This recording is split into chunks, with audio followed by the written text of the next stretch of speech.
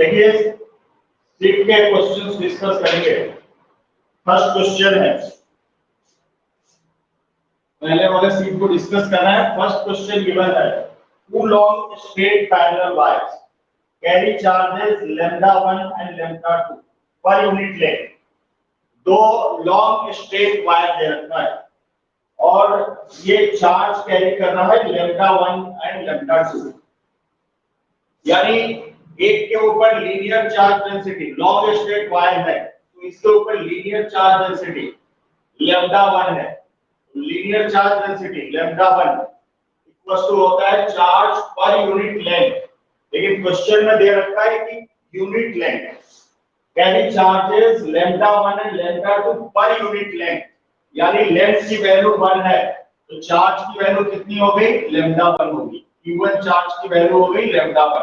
इसी तरह से दूसरे लॉन्ग वायर में लीनियर चार्ज डेंसिटी λ2 है तो λ2 equals to q2 upon l, और l क्या है, यूनिट लेंथ है, यूनिट यानी 1 मीटर। यहां से q2 की वैल्यू हो गई λ2।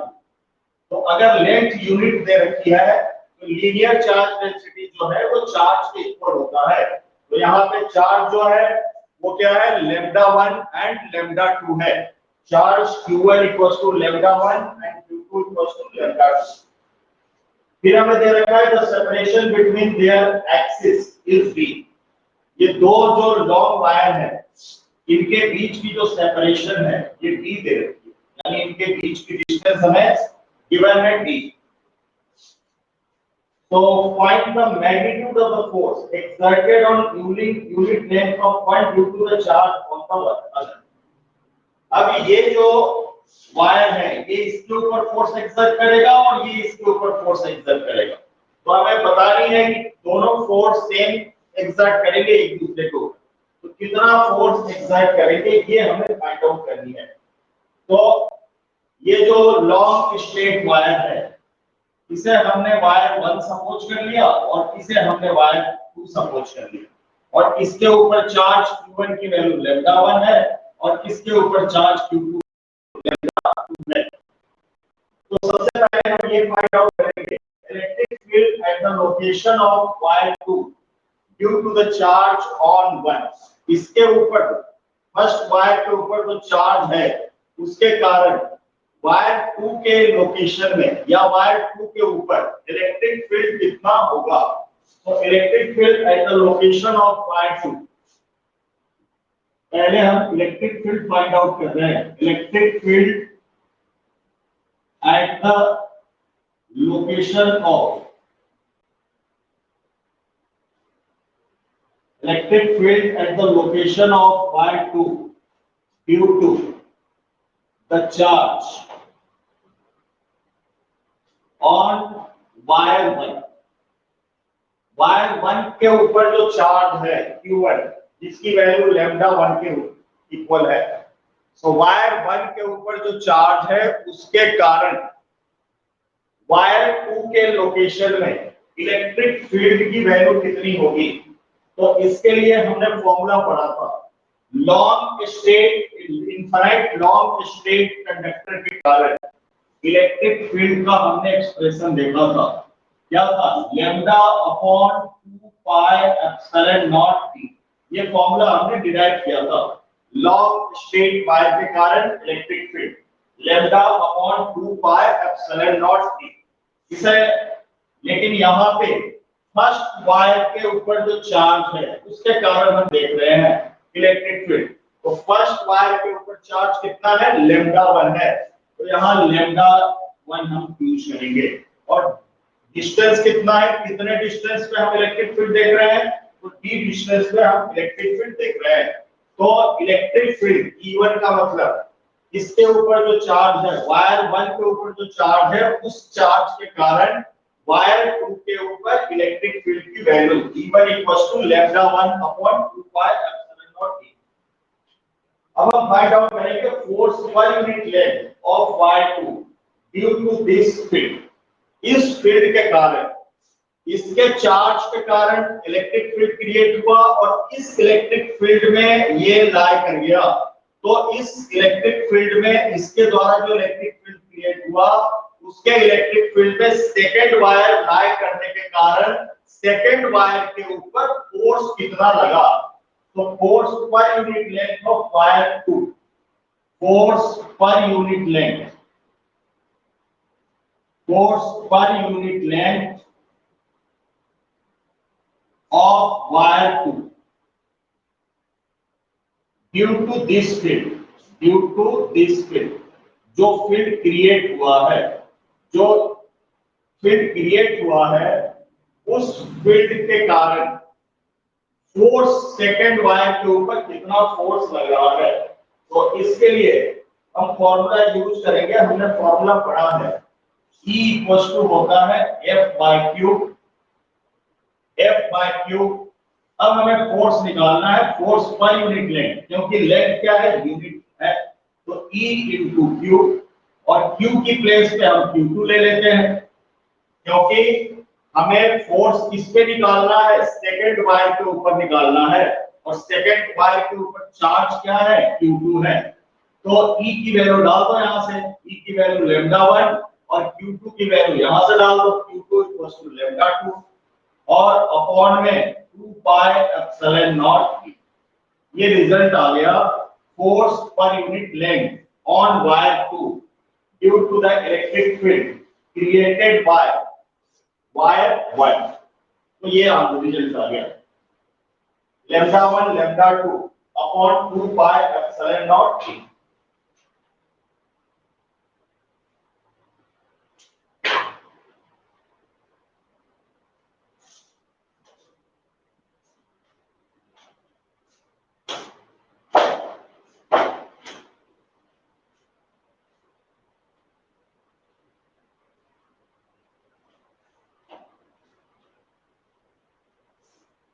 Second question number 2. An electric dipole consists of charge separated by distance 2 mm. ठीक है, it is placed near a long, ठीक है, एक इलेक्ट्रिक डायपोल गिवन है हमें, एक इलेक्ट्रिक डायपोल गिवन है, इलेक्ट्रिक डायपोल यानी minus Q charge and plus Q charge, ये इलेक्ट्रिक डायपोल है, और यहाँ पे हमें चार्ज की वैल्यू भी गिवन है 2 into 10 की पावर -8 कूलम। ये हो गया -2 into 10 की पावर -8 कूलम, और ये है 2 into 10 की पावर 8 कूलम प्लस का। ये डायपोल गिवन है, और डायपोल की जो बीच की डिस्टेंस है separated by distance of 2 mm, इस डायपोल के बीच की डिस्टेंस 2 mm यानी 2 into 10 to the power -3 metre, dipole के बीच की डिस्टेंस हमें दे रखी है। It is placed near a long line charge of density. अब ये कहां पे प्लेस्ड है, तो एक लॉन्ग लाइन चार्ज के पास में ये डायपोल प्लेस किया गया है। ये लॉन्ग लाइन चार्ज है, लाइन चार्ज का मतलब स्ट्रेट वायर है, इसके ऊपर क्या है, पॉजिटिव चार्ज है, और इस लाइन चार्ज के ऊपर ये डायपोल के पास में डायपोल को रखा गया है, और इसकी जो लीनियर चार्ज डेंसिटी है लैम्डा, इस लाइन चार्ज की जो लीनियर चार्ज डेंसिटी है लैम्डा, इसकी वैल्यू हमें गिवन है, लैम्डा की वैल्यू है 4 into 10 की पावर -4, 4 into 10 की power -4 coulomb per metre. This is the value of linear charge density. ये लाइन चार्ज की जो लीनियर चार्ज डेंसिटी है वो हमें गिवन है। सच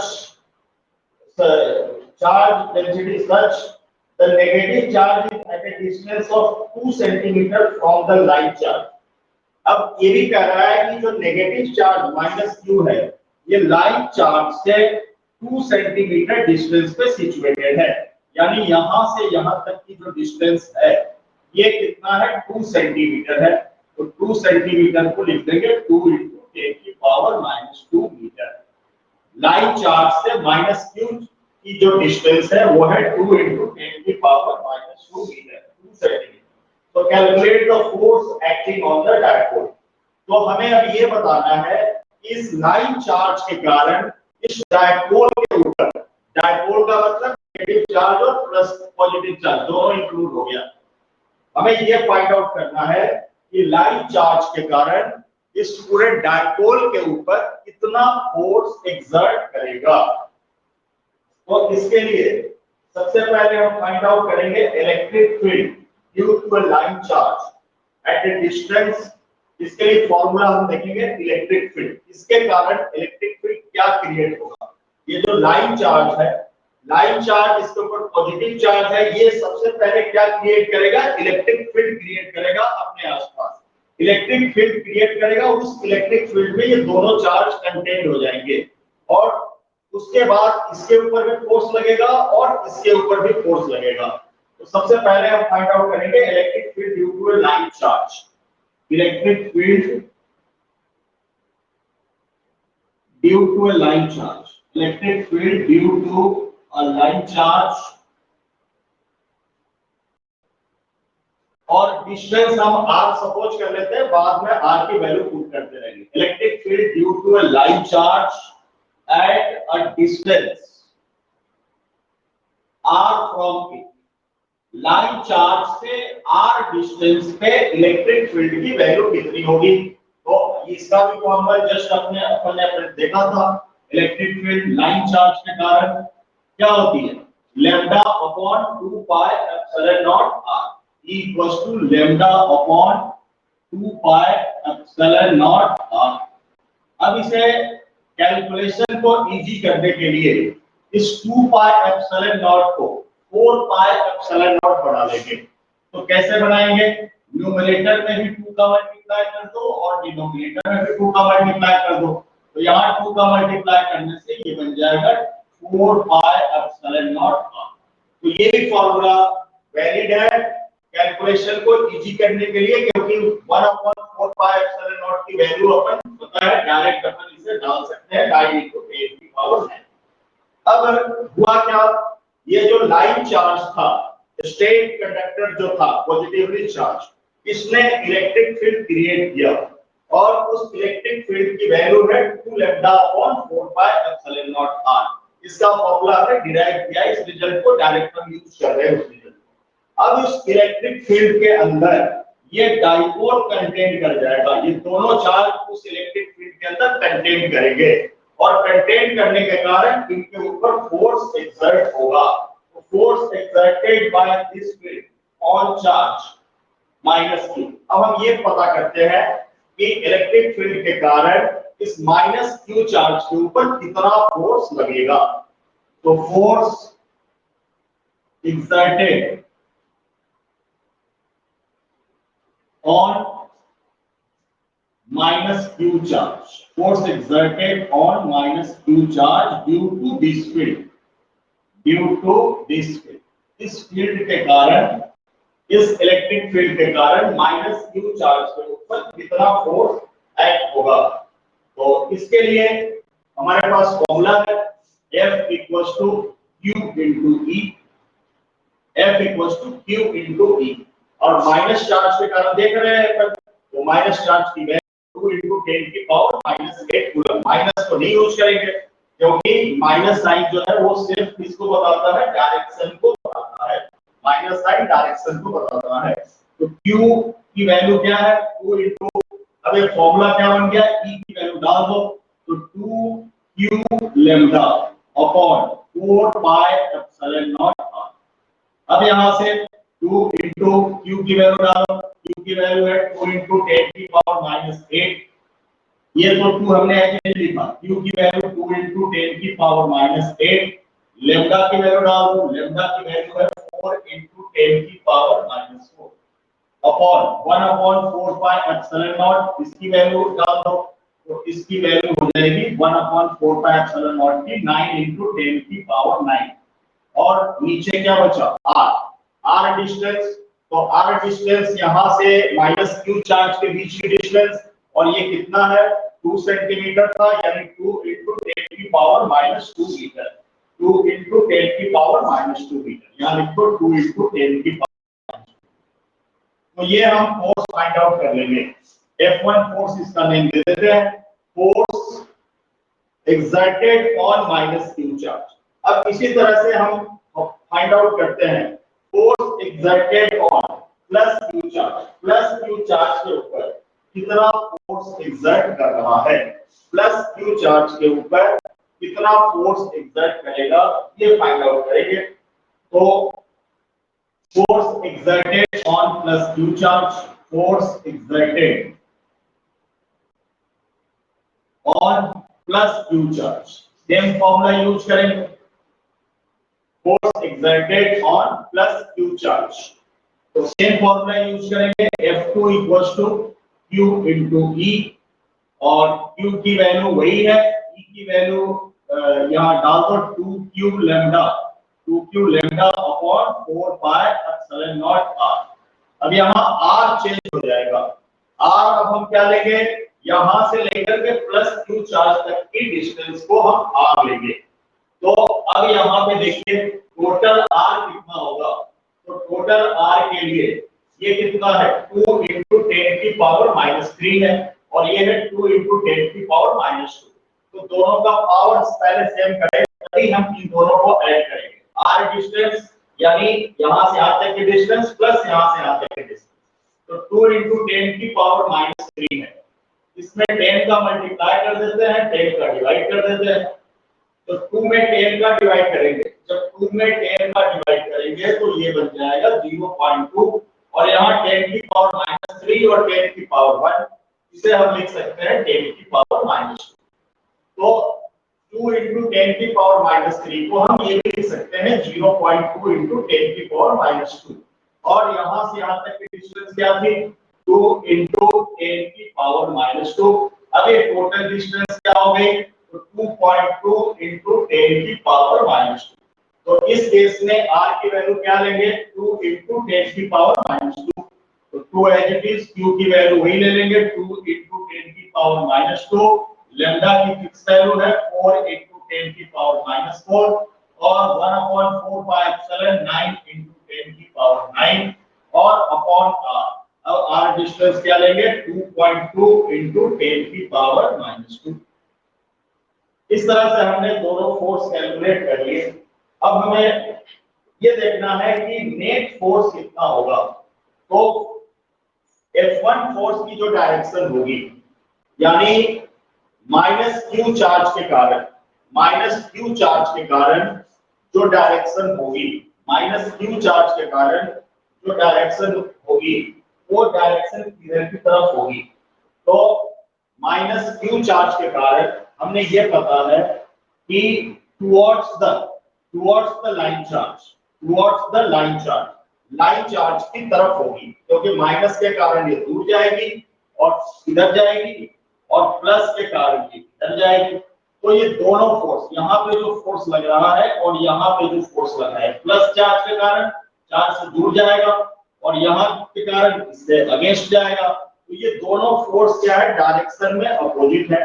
डायरेक्शन में अपोजिट होने के कारण नेट फोर्स जो कैलकुलेट करेंगे वो क्या हो जाएगा, एक से दूसरे को माइनस करना पड़ेगा। नेट फोर्स के लिए एक से दूसरे को हमें माइनस करना पड़ेगा।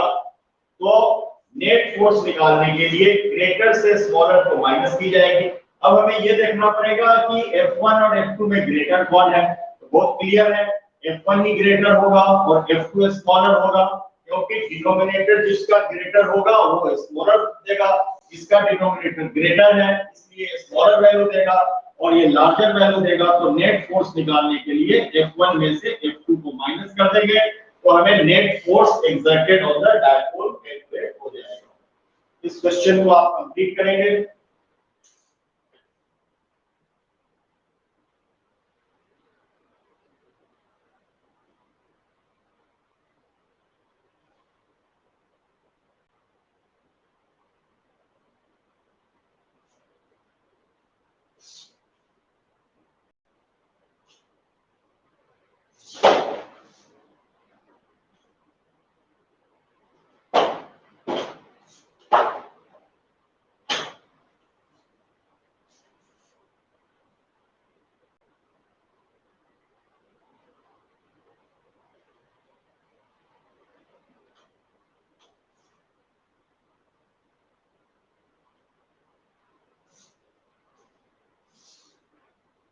अब देखेंगे question number 3।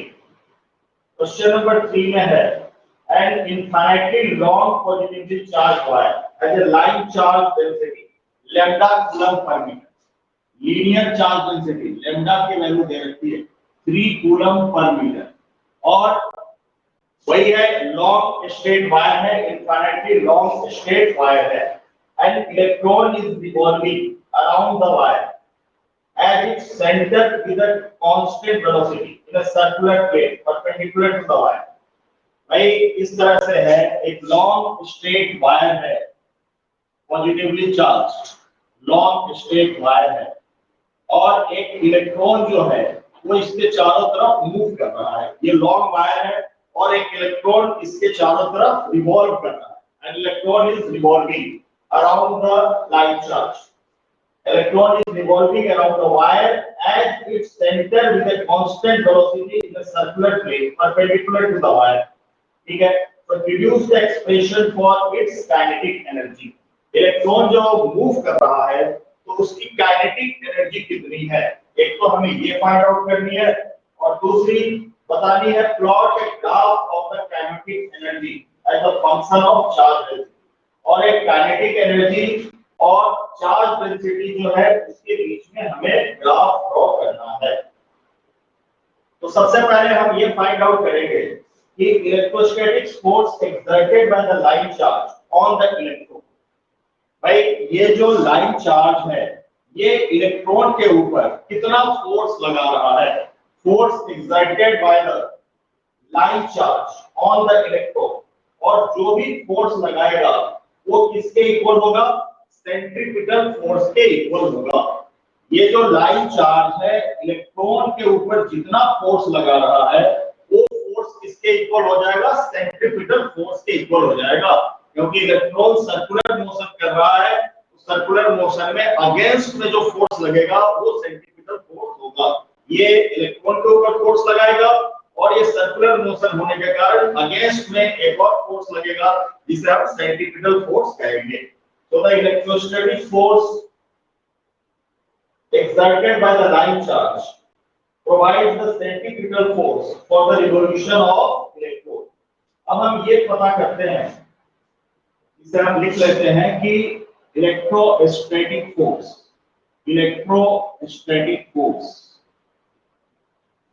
exerted by the line charge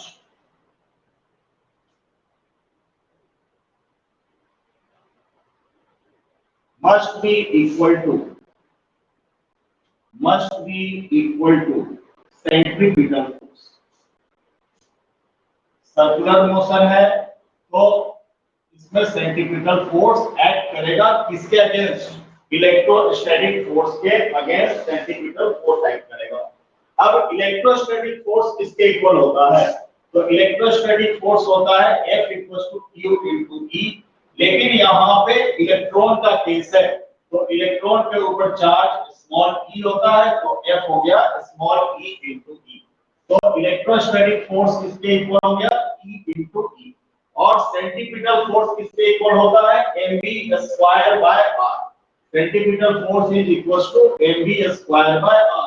r m क्या है, mass of electron, v is the velocity of electron and r is the radius of the orbit. जिस ऑर्बिट में मूव कर रहा है उसका रेडियस। अब इलेक्ट्रिक फील्ड क्या है, इलेक्ट्रिक फील्ड कौन क्रिएट करेगा, ये लाइन चार्ज जो है ये इलेक्ट्रिक फील्ड क्रिएट करेगा और इलेक्ट्रिक फील्ड कितना क्रिएट करेगा, तो इसका फार्मूला हमें पता है E = λ/2πε0। तो यहाँ पे E की प्लेस में हम वैल्यू डाल देंगे λ/2πε0। तो small e as it is, capital E की जगह पे डाल दिया λ/2πε0r mv²/r। एक r से r कैंसिल हो गया, हमें फाइंड आउट करनी है वेलोसिटी का एक्सप्रेशन। तो क्रॉस मल्टीप्लाई कर देंगे E × λ = 2πε0 mv² और v² की वैल्यू हो जाएगी E λ/2πε0m। ये वैल्यू आ गई v² की, E λ/2πε0m। अब हमें काइनेटिक एनर्जी फाइंड आउट करनी है। तो काइनेटिक एनर्जी ऑफ इलेक्ट्रॉन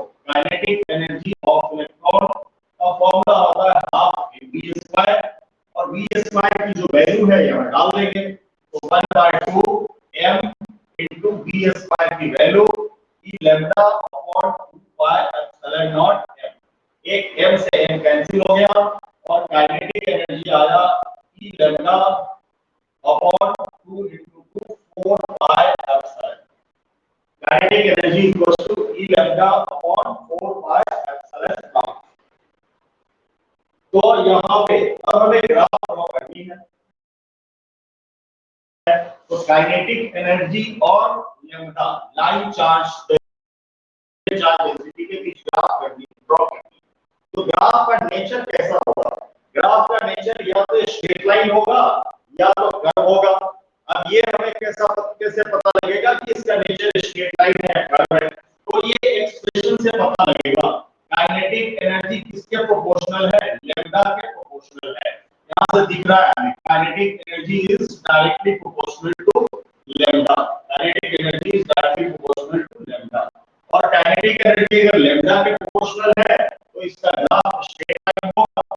तो यहाँ पे हमने काइनेटिक एनर्जी y एक्सिस से और x एक्सिस पर लैम्ब्डा, तो इसका ग्राफ स्ट्रेट लाइन होगा क्योंकि डायरेक्टली प्रोपोर्शनल है। तो ये ग्राफ हो गया आपका काइनेटिक एनर्जी और लाइन चार्ज डेंसिटी या लीनियर चार्ज डेंसिटी के बीच का। ये क्वेश्चन कंप्लीट हुआ।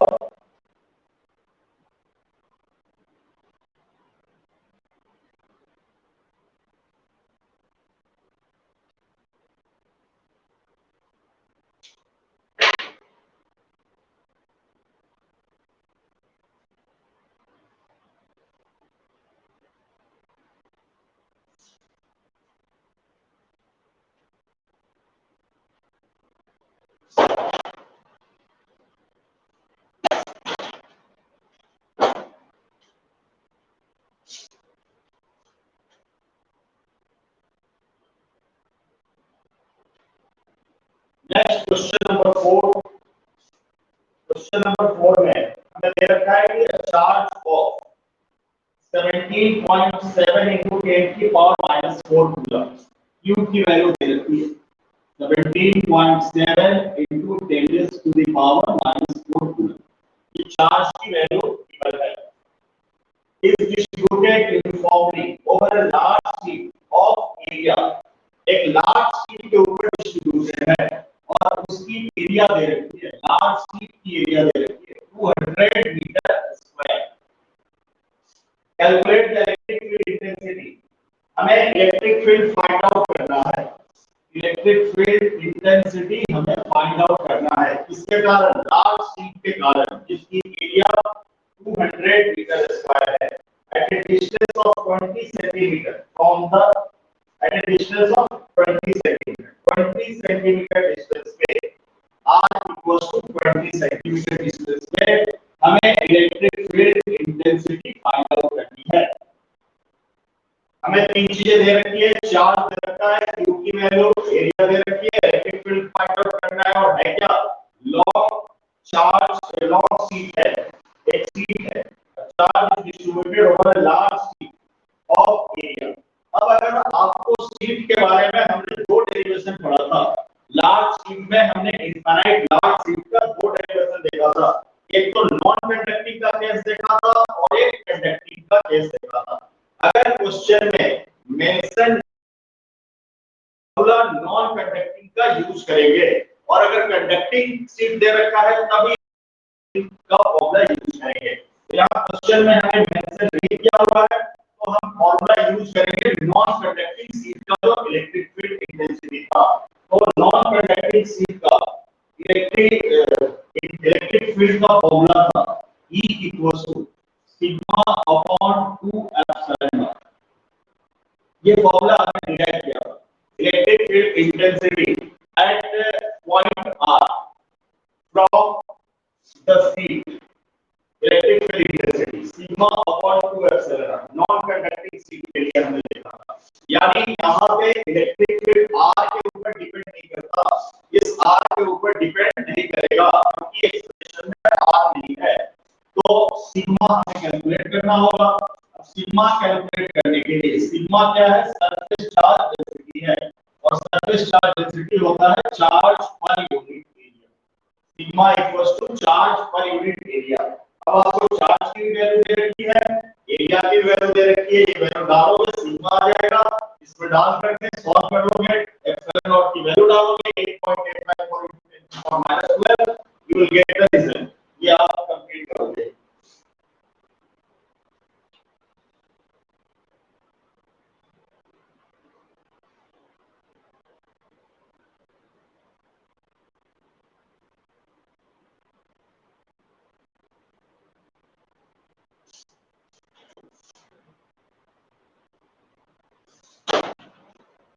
नेक्स्ट देखते हैं क्वेश्चन नंबर 5। क्वेश्चन नंबर 5 में हमें गिवन है a charge particle having a charge की वैल्यू दे रखी है 2.0 into 10 की पावर -6, 2.0 into 10 की पावर -6 चार्ज पार्टिकल का चार्ज गिवन है, इस प्लेस क्लोज टू है नॉन कंडक्टिंग प्लेट। अब यहाँ पे क्लियर दे रखा है कि कहां पे प्लेस किया गया है इस चार्ज को, एक नॉन कंडक्टिंग प्लेट के पास प्लेस किया गया है और उस नॉन कंडक्टिंग प्लेट की सरफेस चार्ज डेंसिटी गिवन है, यानी लैम्डा गिवन है। Non conducting surface charge density sigma given है 4.0, सरफेस चार्ज डेंसिटी सिग्मा होता है, ये गिवन है 4.0 into 10 की पावर -6, 10 की power -6 coulomb per metre square. हमें चार्ज दे रखा है और सरफेस चार्ज डेंसिटी दे रखा है। Find the force of attraction between the particle and the plate. Particle और प्लेट के बीच में कितना फोर्स ऑफ अट्रैक्शन लगेगा, ये हमें फाइंड आउट करना है। फोर्स ऑफ अट्रैक्शन इस तरह से, अगर डायग्राम में से समझे तो इस तरह से ये इनफाइनाइट प्लेन शीट है और ये नॉन कंडक्टिंग शीट है, यानी इनसाइड भी चार्ज रिसाइड करेगा और यहां से सर्टेन डिस्टेंस पे एक चार्ज पॉइंट चार्ज रखा है और ये कैसा है, ये नेगेटिव चार्ज है जिसकी वैल्यू दे रखी है q की वैल्यू, पॉइंट चार्ज रखा है जिसकी वैल्यू -2.0 into 10 की पावर -6 है। अब हमें पूछा क्या है, हमें क्वेश्चन में पूछा है कि force of attraction, force of attraction, find the force of attraction. Clear है कि अट्रैक्शन का ही फोर्स लगेगा क्योंकि ये पॉजिटिव चार्ज है और ये नेगेटिव चार्ज है, तो unlike like charge repel and unlike charge attract, ये दोनों क्या करेंगे, अट्रैक्ट करेंगे। तो माइनस साइन तो सिर्फ ये बता रहा है कि ये कौन सा फोर्स लगेगा, अट्रैक्शन का फोर्स लगेगा। तो इसके कारण इलेक्ट्रिक फील्ड आपको पता है, इलेक्ट्रिक फील्ड हम कैलकुलेट कर लेंगे sigma upon 2 pi epsilon naught, और सिग्मा की वैल्यू दे रखी है, सिंपल क्वेश्चन है। इलेक्ट्रिक फील्ड का formula sigma upon 2 epsilon not, Q की भी जरूरत नहीं है, ऑलरेडी सिग्मा गिवन है, एप्सिलॉन नॉट की वैल्यू डालो, सॉल्व करो, रिजल्ट आ जाएगा।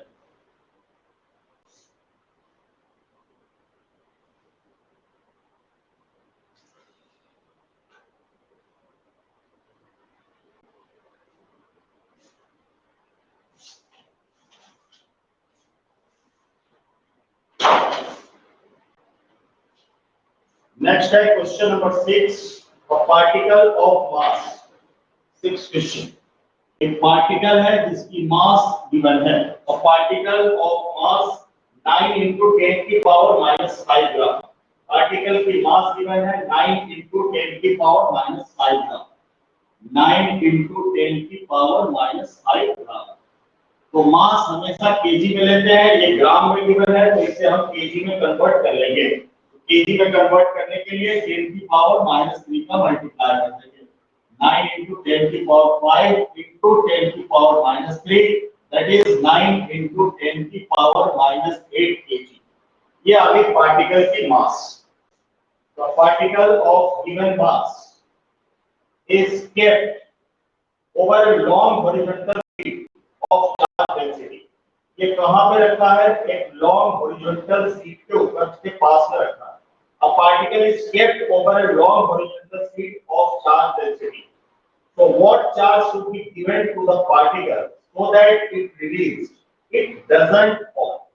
तो पार्टिकल के ऊपर कितना चार्ज दिया जाए। एक्चुअली ये क्वेश्चन इस तरह से है, ये नॉन कंडक्टिंग सीट है, क्योंकि हमें मेंशन नहीं किया है तो हम नॉन कंडक्टिंग लेकर के चलेंगे। ये नॉन कंडक्टिंग सीट है, इसमें पॉजिटिव चार्ज डिस्ट्रीब्यूटेड है। अब एक पार्टिकल जो है जिसकी मास 9 × 10 की पावर -8 kg है, वो इसी के ऊपर रखा है, इस सीट के ऊपर इस पार्टिकल को रखा गया है। एक सीट के ऊपर पार्टिकल को रखा गया है, हॉरिजॉन्टल सीट के ऊपर, और चार्ज डेंसिटी हमें गिवन है। Sheet of charge density lambda की वैल्यू गिवन है, लैम्डा इक्वल्स टू 5 × 10 की power -5 coulomb per metre square. Lambda नहीं बल्कि sigma, surface charge density coulomb per metre square. ये हमें प्लेट सीट जो कि नॉन कंडक्टिंग है, क्योंकि मेंशन नहीं है तो हम नॉन कंडक्टिंग ले रहे हैं, उसकी सरफेस चार्ज डेंसिटी दे रखा है। तो what charge should be given to the particle. तो इस पार्टिकल को, यहाँ पे जो पार्टिकल रखा है, इस पार्टिकल को कितना चार्ज दिया जाए, कितना चार्ज दिया जाए जिससे कि अगर हम पार्टिकल को रिलीज करें तो ये फॉल नहीं करता, ये नीचे फॉल नहीं करेगा। तो ये तभी पॉसिबल है कि जब हम रिलीज करें तो एक फोर्स ऑफ अट्रैक्शन, ये जो सीट है इसके ऊपर फोर्स ऑफ अट्रैक्शन लगाए, जब फोर्स ऑफ अट्रैक्शन लगाएगा तो ये रिलीज नहीं करेगा, ये नीचे रिलीज नहीं हो पाएगा। तो इसके लिए हम फॉर्मूला यूज कर लेते हैं, फोर्स इक्वल्स टू mg। इसके ऊपर डाउनवर्ड डायरेक्शन में क्या लग रहा है, mg का फोर्स लग रहा है, वेट लग रहा है। अब ये किसके इक्वल होता है, F equals to mg। Force F equals to होता है mg, और फोर्स की जगह पे हमें पता है Q × E, F equals to होता है Q × E equals to M × G। और हमें फाइंड आउट करना है, Q की वैल्यू हमें फाइंड आउट करनी है, तो E की वैल्यू यहां डाल देते हैं। Electric field non conducting sheet है, तो sigma upon 2 epsilon naught equals to M × G।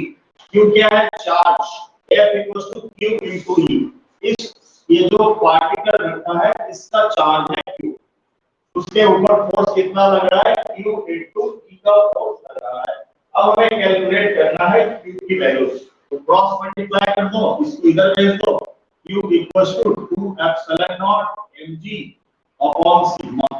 ये सारी वैल्यू आपको पता है, एप्सिलॉन नॉट की वैल्यू मास गिवन है, g की वैल्यू 9.8 ले लेना, और सिग्मा की वैल्यू गिवन है, ये डालोगे रिजल्ट आ जाएगा, चार्ज की वैल्यू आ जाएगी।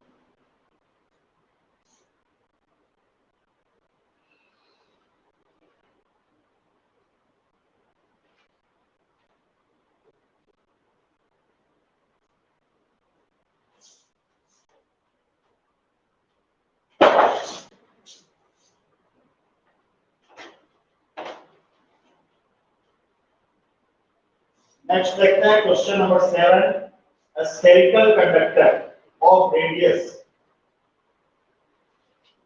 क्वेश्चन नंबर 7,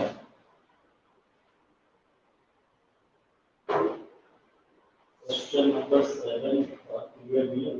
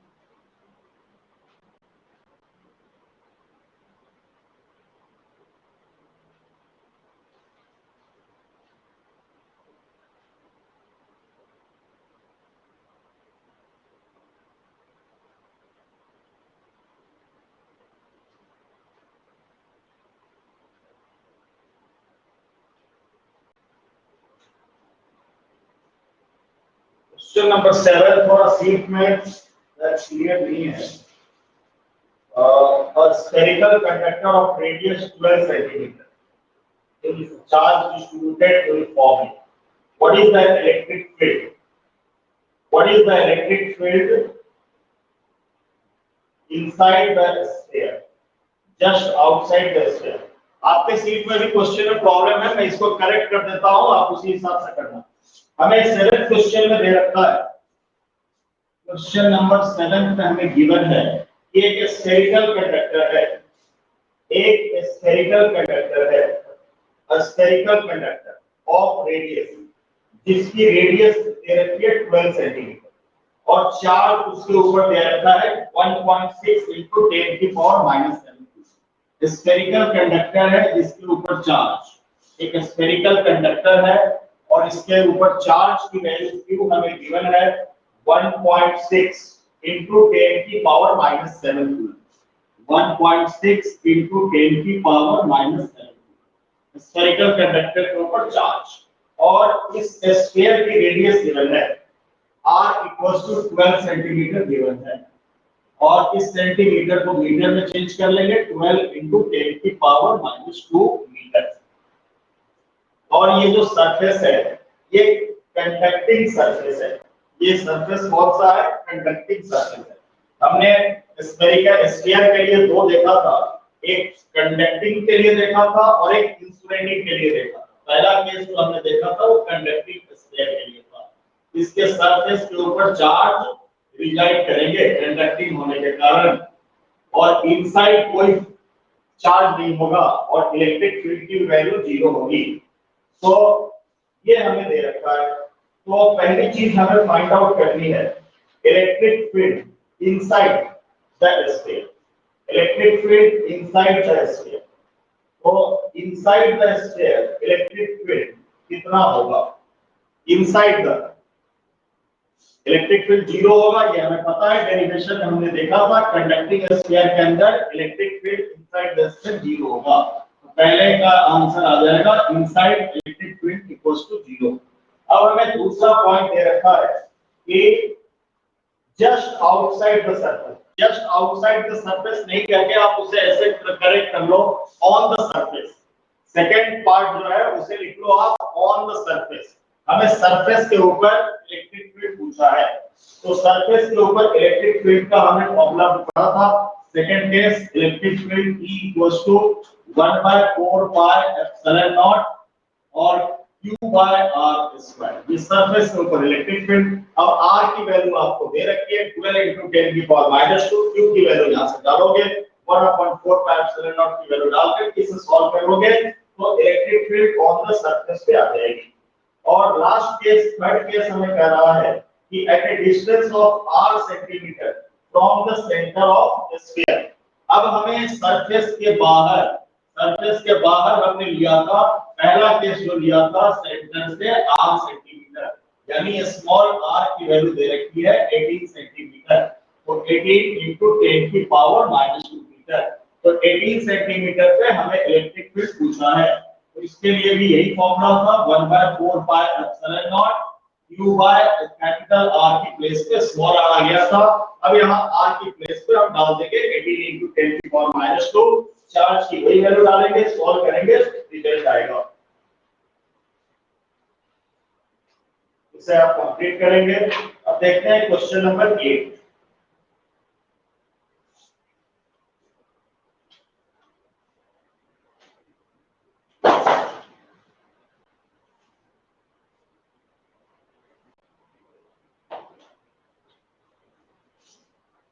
क्वेश्चन नंबर 8 है a cylinder of large length carries a charge of 2 into 10 to the power -8. Find the electric field at a distance of 0.2 meter from it.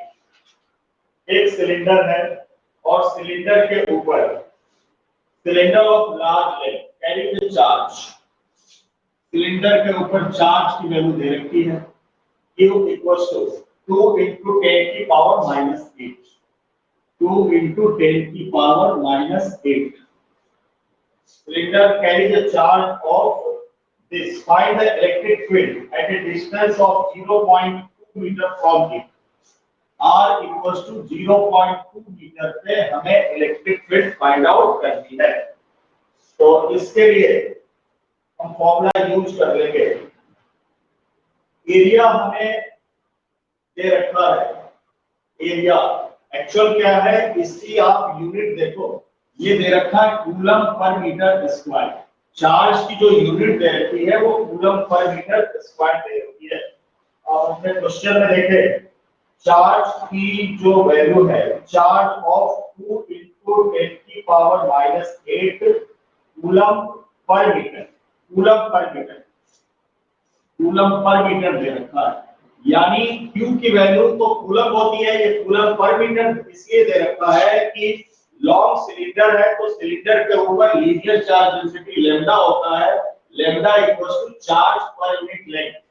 यानी इसकी जो length है वो 1 metre है, तभी Q किसके equal हो जाएगा, लैम्डा के इक्वल हो जाएगा। ये किसकी वैल्यू है, लैम्डा की वैल्यू है। लैम्डा की वैल्यू क्यों है, क्योंकि इसकी लेंथ अगर यूनिट होगी तो चार्ज Q किसके इक्वल होता है, लैम्डा के इक्वल होता है।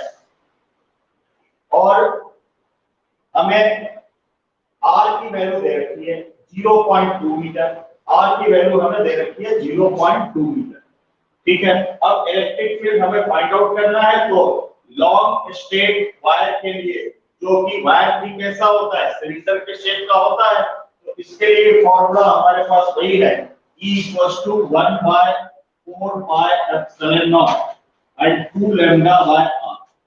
अब ये जो Q की वैल्यू है यही लैम्डा है, Q की जो वैल्यू है वही लैम्डा है, क्योंकि क्वेश्चन में ये यूनिट दे रखा है कूलम पर मीटर, यानी लैम्डा की वैल्यू दे रखी है। और इसका मतलब कि ये यूनिट लेंथ है, इसकी लेंथ क्या है, 1 मीटर है। तो लैम्डा की प्लेस पे वैल्यू डाल देंगे, जो Q = लैम्डा की वैल्यू है ये डाल देंगे, R की वैल्यू डाल के सॉल्व कर लेंगे। Next question number 9। Two large metal plates, each of area 1 meter, are placed facing each other at a distance of 10 centimeters and carry equal and opposite charges. Carry equal and opposite charges.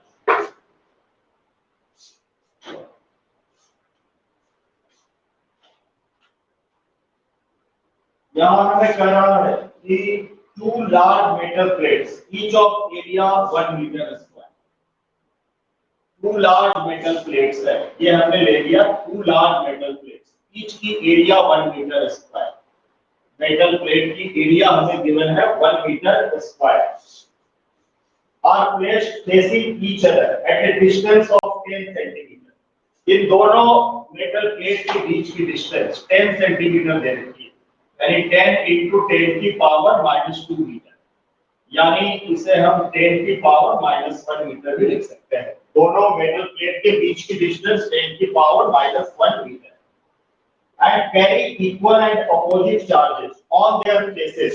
अब इनके face के ऊपर equal and opposite charges हैं, यानी इसके ऊपर अगर positive Q है तो इसके ऊपर नेगेटिव Q है। ये मेटल शीट का जो हमने सेकंड केस देखा था, एक हमने केस देखा था, दो पैरेलल मेटल प्लेट्स लिए थे, पहले तो दोनों के ऊपर पॉजिटिव चार्ज लिया था, उसके बाद एक के ऊपर पॉजिटिव लिया था और एक के ऊपर नेगेटिव लिया था, और फिर हमने 3 डिवीजन बनाए थे, फर्स्ट डिवीजन, सेकंड डिवीजन और थर्ड डिवीजन। वो केस है ये, एक के ऊपर पॉजिटिव चार्ज, एक के ऊपर नेगेटिव चार्ज। और इस डेरिवेशन में हमने देखा था यहाँ इलेक्ट्रिक फील्ड की वैल्यू 0 होती है, यहाँ भी इलेक्ट्रिक फील्ड की वैल्यू 0 होती है, और बीच में इलेक्ट्रिक फील्ड की वैल्यू होती है sigma upon epsilon not, E = sigma upon epsilon naught। So if the electric field between the plates is 100 Newton per coulomb, electric field भी हमें दे रखा है 100 न्यूटन पर कूलम। इनके बीच की डिस्टेंस R हमें पता है 10 की पावर -1 मीटर, दोनों के ऊपर चार्ज इक्वल है, एरिया हमें दे रखा है 1 मीटर स्क्वायर। तो find the charge on each plate. तो हमें दोनों प्लेट के ऊपर चार्ज की वैल्यू निकालनी है। तो सिंपल है, इलेक्ट्रिक फील्ड का formula E = sigma upon epsilon naught, और यहां से सिग्मा की वैल्यू डाल दीजिए, तो सिग्मा होता है Q/A। तो सिग्मा की प्लेस पे हमने लिख दिया चार्ज पर यूनिट एरिया, तो Q/एप्सिलॉन नॉट A। हमें चार्ज पूछा है तो Q = epsilon not E × A। अब एप्सिलॉन नॉट की वैल्यू डालो, E की वैल्यू डालो, एरिया की वैल्यू डालो, सॉल्व करो, रिजल्ट आएगा।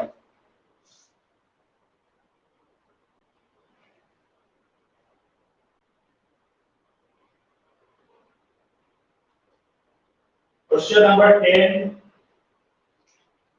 10 क्वेश्चन, ये तो spherical shell of metal has a radius दे रखा है, calculate the electric field intensity inside the shell, outside the shell।